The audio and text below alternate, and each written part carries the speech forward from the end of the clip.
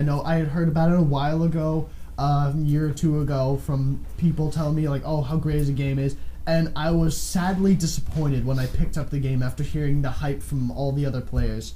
So what specifically disappointed you? Yeah. Specifically, the game mechanics. Not so much. This is more of a me thing, more than just like if someone else picks it up, I know they're gonna enjoy it. This is more or less just like my own personal tastes. Like I looked at the game and I was hoping for fast-paced, actiony combat, and then they throw at you in the beginning the tactical pause, which is at least what I refer to it as. It allows you to pause the game. I never use that. Yeah, you can you hit. I do agree with you. That's a weak point. Yes, a tactical pause. I've seen 2 games so far that have done this: Mass Effect and Dragon Age Origins, which allows you to pause the game and then allow you to give your guys commands. I'm like, switch. I'm out of grenades. So I'm like, damn, out of grenades. It all happens at once. So I kind of understand what they're trying to do is they're trying to make things work like the way they really do in a tactical environment in which everything happens at once as a surgical strike maneuver, in which the team is well coherent and they know what they're thinking and it just happens. I also think there were so many damn buttons they were using. I mean, I was playing it on PC, but like I can imagine on the Xbox, it's a control nightmare. Like, I definitely didn't have any control problems. I mean, I played on the 360. It felt great. I was thinking about plugging in my controller just to see what it would be like. I had to. I could not do it on the keyboard. Like, oh, you did? I was too afraid to stray away from the keyboard. I was like, I like this kind of a lot. I tried the keyboard, and it's too much of a learning curve because I wasn't used to the fact that your guns had infinite ammo where you can that took me a while keep recharging. I was just like, I'm shooting this gun for like 15 minutes. Like, is there ammo? Like, so I instinctively, after every fight, hit R to reload. That's what it's like in every game. Well, it turns out here R is hurl grenades, so I'm just chucking grenades all over the place. So by the time after like the first 2 fights, I'm out of grenades. So I'm like, damn it. So I mean, I can understand why that pause in the action could take you out of it. What class were you playing as? I played every class because that's just the way I do. So I was first the infiltrator, went back as a soldier, and then just worked my way down the list playing everything. It's just way to get a general feel for the game. Yeah.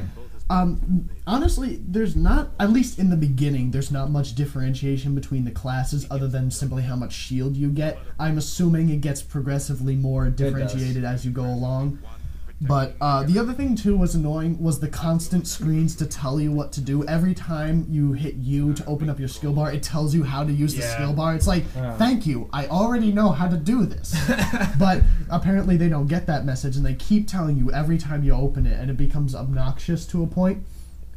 Another thing is, I was hoping to see either a jump or a vault command. A jump command, obviously, just being regular in-world jumping, but a vault command would be like going up to an object and then you get the option to you maybe Gears jump of over War. it. So, yes, like Gears of War. You don't actively jump because I find jumping important in a game because it gives you that freedom to kind of get where you want to go and you're not rooted to the ground.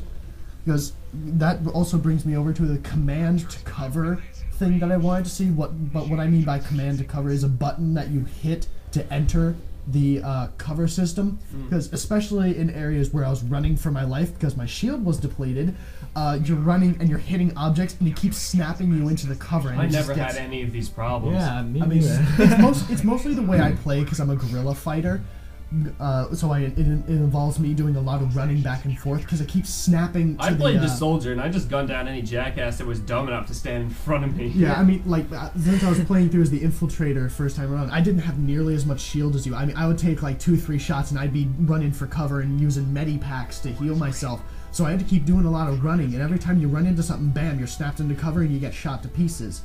So what I would have liked to see is either a command that you can run up to cover and then jump over it, or introduce a button that allows you to go into cover, like Gears did, where you can just run by cover and it'll give you the option, but you don't have to do it. So you're saying the gameplay mechanics just straight need an overhaul? Yes, that's kind of what I like. Also, like just simple things like the crouch lock, where you hit a button and it keeps you in crouch, and then you hit it again. I find that obnoxious because it keeps making you have to like reach down to undo it, where if you just hold it down, you can just do it at will, sort of thing. Because then you crouch and you forget you're doing it, so you're holding down. I've been playing Ghost Recon and stuff, and the crouch lock is everything. Like you need to stay. I mean, I'm just so used to this kind of stuff. Because like I'll go down into crouch lock and I'll instinctively hold down the crouch button because that's what it's like for most games. And then when I let go to stand up because I need to shoot someone, I won't do it because it's still locked. I'm like, no, I get up, and then I've lost my shot. I think you've been playing Team Fortress too much because you're trying to play this game like you're playing Team Fortress 2. I mean, I think that's like. Because the thing is, I was looking for a fast-paced game, which is what you get in TF2. Yes, but it's here not exactly. It's more, this game is a lot more tactical, and it's like a lot. It's all about the decisions, and like, I mean, the action is. I mean, there's like cover and stuff, but it's not like Unreal Tournament, Team Fortress 2 shooting. No. That's not what's going to happen here at all. Nothing will ever approach the action of Unreal Tournament 2004. You're really comparing apples and oranges when you're trying to play this game like that. Yeah, I mean, I had a great time with Mass Effect, and I specifically loved the gameplay portions, but I think what you have to compare it to is that you're not playing a turn-based sort of game. I mean, this isn't like a Final Fantasy where you're going to a thing and you're loading up all your attacks and watching as they go out. This is something where, I mean, yes, you can pause the game and tell your person, like, all right, you're going to come in and you're going to lift this person up with your biotic powers and stuff.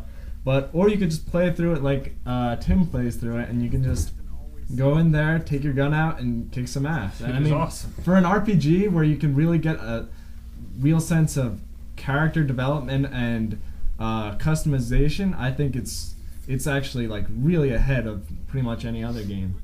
Yeah, I think it was awesome, and I think to Mass Effect 2, all it needs to do is just. I'm not worried at all for Mass Effect 2. I think it's anything they would do, they know what they're doing.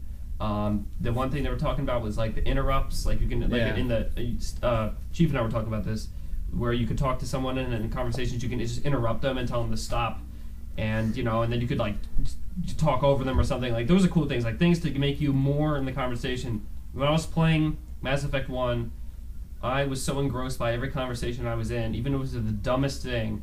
And then, it was just like I was playing through this game, and even like the little things that were so stupid, and it was just like this guy like wanted your autograph. Like I heard like that's gonna actually be in the second game, like the result of that guy, or there's gonna be all kinds of. Surprise! So surprise! You are the father of this child. What?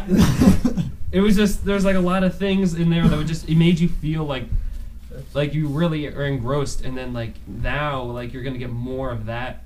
I mean, I think the combat was perfect. Aside from that pausing thing, I didn't like that.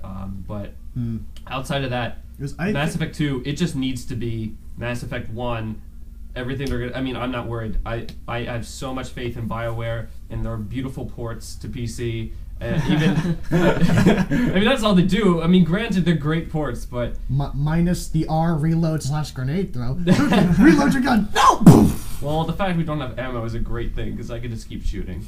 Although I have like 5 guns. I have like what is it? The sniper, the machine gun, the shotgun, the pistol. I got more than that. I got a sniper rifle, a pistol, a rifle, and a shotgun. 4 weapons. Never mind. I can't count.